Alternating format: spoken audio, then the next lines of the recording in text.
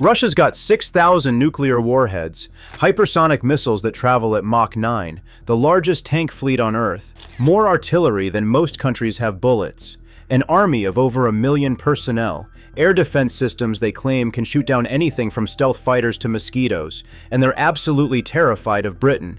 Not because of British tanks, Russia's got more. Not because of British nuclear weapons, Russia's got way more. Not even because of the Royal Navy, which is impressive, but smaller than Russia's in raw numbers. No, Russia's scared of something they literally cannot counter. Something they can't shoot down, can't jam, can't hack, and definitely can't replicate. A capability so fundamental to modern warfare that having it versus not having it is like showing up to a gunfight with a GPS and night vision while your opponent's using a paper map and a flashlight. I'm talking about intelligence fusion, the ability to collect information from satellites, submarines, signals intercepts, human sources, cyber operations, and allied partnerships. Then combine all of it into a coherent picture that tells you what your enemy's doing before they've decided to do it themselves. Britain's not just good at this. They're operating at a level Russia can't even comprehend, let alone match. And it's not because Britain spends more money, Russia's defense budget is actually bigger. It's because Britain built something over decades that Russia fundamentally can't replicate, a global intelligence network integrated with allies who actually trust them. And in Ukraine right now, that capability is the difference between Ukrainian strikes that look like lucky guesses and Ukrainian strikes that hit Russian generals in bunkers Russia thought were secret. So buckle up. We're about to break down the one British capability that's winning wars without firing a shot, and why Russia's complete inability to counter it means they're fighting blind while Ukraine sees everything. This isn't about weapons, this is about knowing things, and Britain, they know everything. Let's start with what intelligence fusion actually means, because most people hear intelligence and think of James Bond sneaking into buildings or satellites taking photos from space. That's part of it, but it's way more complex and way more powerful than that.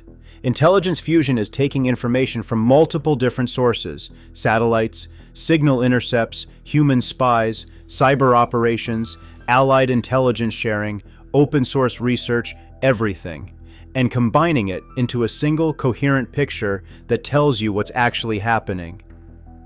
Think of it like this. Imagine you're trying to figure out what your neighbor's planning. Now scale that up to military operations.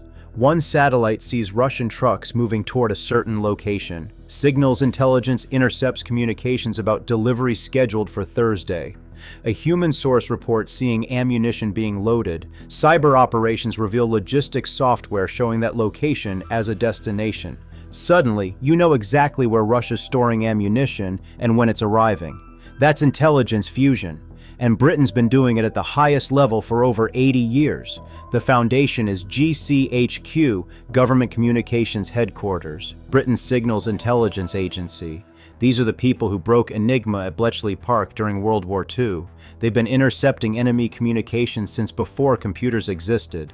They pioneered modern signals intelligence, and they're still the best in the world at it. Ukraine doesn't have satellites, they don't have GCHQ, they don't have global signals intelligence networks.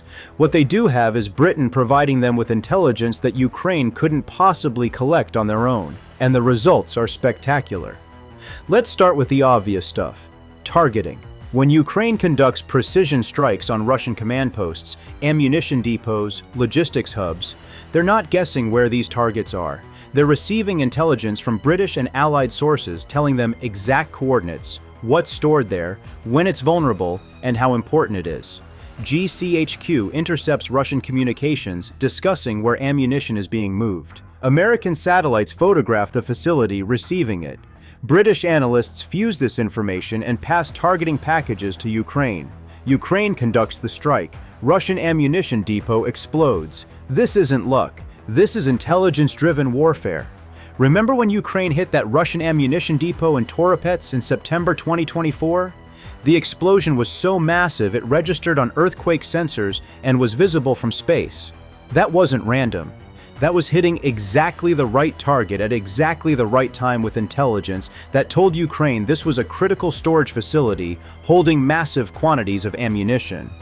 British intelligence likely played a role in identifying that target, confirming what was stored there, and providing the coordinates for Ukrainian strike systems. Or look at the strikes on Russian headquarters and command posts.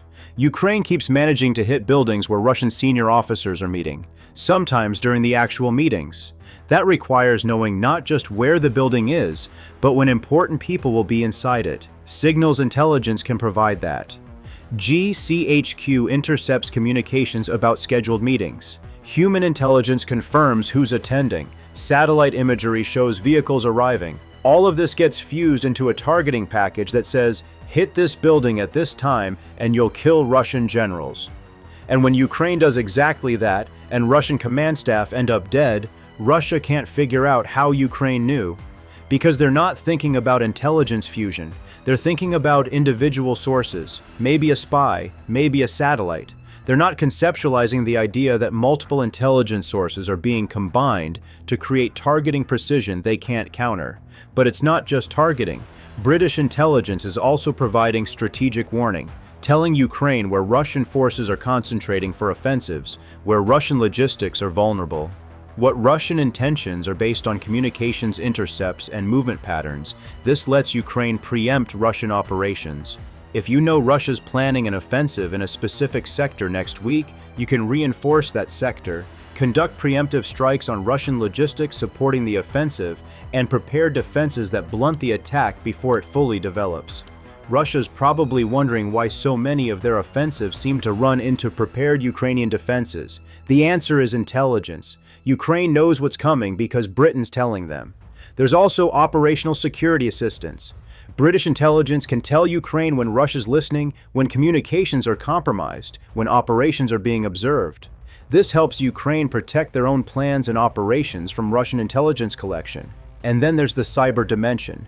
GCHQ's cyber capabilities are being used to disrupt Russian communications, degrade Russian command and control, and potentially manipulate Russian systems. When Russian military communications mysteriously fail at critical moments, when Russian logistics software shows wrong information, when Russian commanders can't reach their subordinate units. Some of that's Ukrainian cyber operations. Some of it's probably British cyber operations conducted in support of Ukraine. The line between providing intelligence and actively conducting operations is blurry in the cyber domain, and Britain's likely pushing that line as far as they can without officially crossing into direct combat. Russia knows Britain's providing intelligence to Ukraine. This isn't speculation. Russian officials have publicly complained about it. They've accused Britain of direct participation in combat operations through intelligence sharing. They've threatened consequences. So why haven't they stopped it? Simple answer, they can't. Let's break down why Russia's completely unable to counter British intelligence operations even when they know those operations are happening. Satellite collection. Britain and allies have satellites covering Russia and occupied Ukrainian territories continuously. These satellites are in space. Russia can't shoot them down without starting a war with NATO. Russia can't jam them effectively. Modern satellite communications use frequency hopping and encryption that's extremely difficult to disrupt. Russia can't hide from them. You can't camouflage entire armies and logistics networks. So satellite intelligence just keeps flowing. Russia knows British and American satellites are photographing their positions, tracking their movements, monitoring their activities, and there's nothing they can do about it except try to camouflage and disperse, which only partially works and creates its own operational problems. Signals intelligence. GCHQ intercepts Russian communications from multiple sources: radio, phone, internet, satellite links. Russia knows this and tries to use encrypted communications, but encryption's only as good as its implementation and key management. And even encrypted communications reveal metadata: who's talking to who, when, from where. That's intelligence even if you can't decrypt the content. Russia's also facing a fundamental problem. Modern military operations require massive amounts of communication. You can't coordinate large formations, complex operations, and distributed logistics without constant communications. And every communication is a potential intelligence leak. Russia's tried communications discipline, limiting what's said over radio using coded language.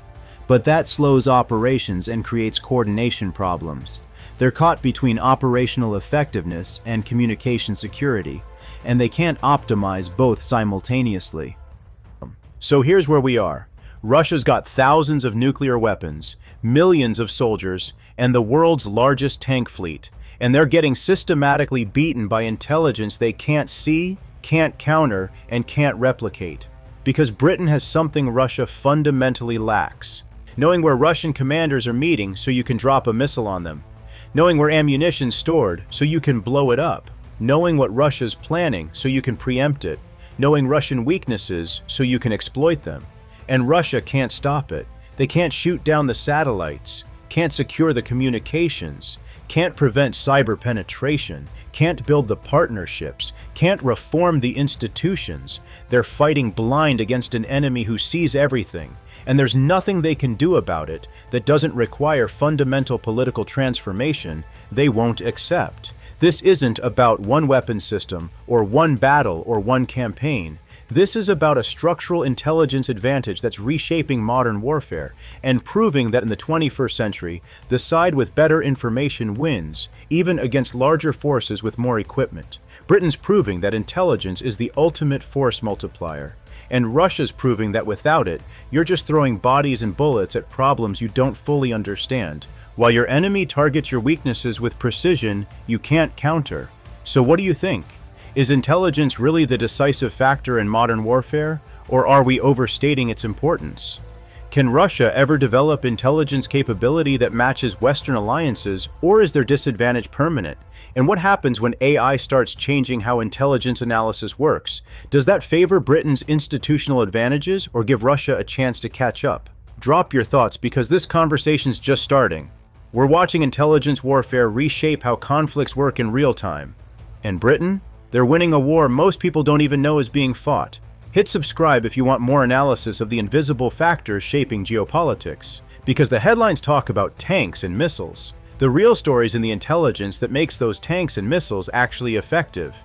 And Britain's writing the manual everyone else is going to be copying for the next 50 years, if they can figure out how.